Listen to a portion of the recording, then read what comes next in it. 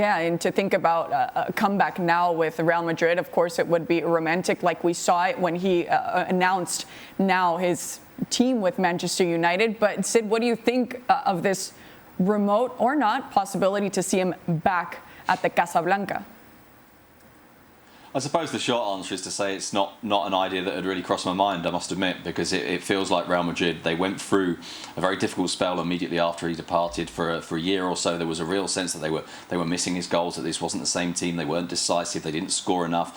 But they've overcome that. And in particular, of course, we've talked a lot, haven't we, over the last 18 months or so, maybe even a little bit more than that, about the evolution of Karim Benzema, the importance of him, of taking on responsibility, not just for creating for others, but also to score the goals. And you just wonder where that would leave that relationship and whether Cristiano Ronaldo has a place within that structure. And you have, it's true, a forward line that was expecting Kylian Mbappe and doesn't now have it. So in theory, at least, there is an extra forward that you could be looking for.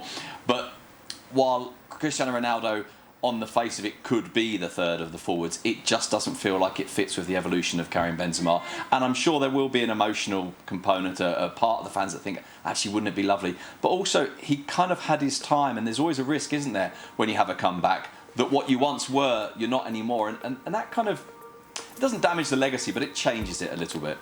You know, it's my concern about that is he comes back, and we see that many players like Pogba, for example, coming back to Juventus.